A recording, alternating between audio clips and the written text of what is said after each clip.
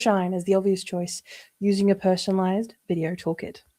That is my old tagline. It's supposed to be your personalized branding strategy, but we're here.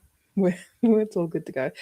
Today is a Sunday, but the question I'm going to answer is, I'm sharp as a tack in the room, put bloody stiff on camera. How do I close that gap now? So when you are talking to another prospective client, maybe another human being, or maybe just someone who may be a referral partner, when you go to networking events, that is your goal. Your there is to collect names, build relationships, and nurture the ones that you already have met and the people you already know. That is your goal at networking. But from there, transferring those skills to being on camera is an aspect of practice. Feel free to check out my previous podcasts and my videos about how confidence is just practice in disguise. And that when you first started networking or being in the room or schmoozing, whichever way you like to put it, were you perfect on your first day? Were you out the gate already making the connections, already bridging people together?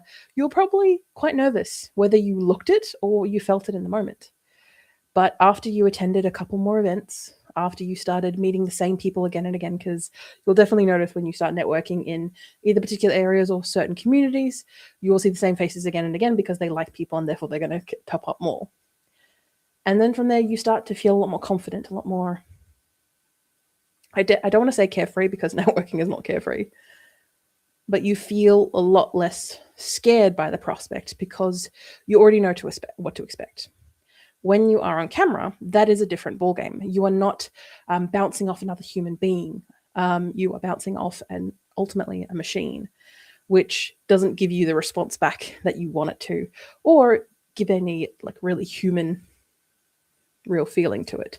So that's understandable why you're stiff, which is why you need to practice, which is why you need to project, use your imagination and that human creativity of yours, and project that person that you're speaking to onto that camera, so you treat them like a human being. You take pauses, you make them laugh, you do your best to schmooze like you would in the room, but to an inanimate camera, and then use that, that questions, those answers that you're providing again and again and again and again. That's what the role of this video is for.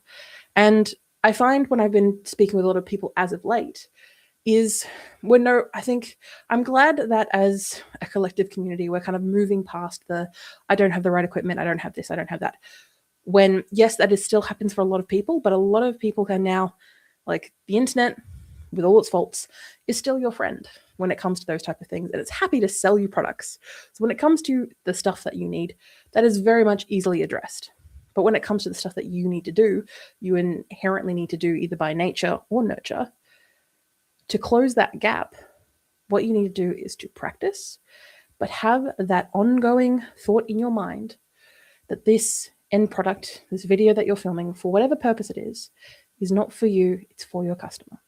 It's for their benefit, and you need to go about acting that way. It doesn't matter if it's your face, your voice, your mannerisms, your humor. They are the ones who are benefiting at the end of the day. So put that stiffness aside, work into it, maybe even do a couple of practice takes before you actually do the real thing. And practice a couple of times. Set yourself a daily habit, like I do here on Seen Not Sorry. I use this daily habit as a method of not being able to, say, generate content, which I may or may not use in the future, but as a daily practice that I say what I preach, I do. I walk the walk and I talk the talk. And that is the same thing with you. What can you do to answer those people's questions that they have every single time they see you in the room? And that's what you're going to do. You're going to bridge that gap by doing it and making it a daily practice. Thank you for joining me on Seen Not Sorry. I'll see you tomorrow for another question.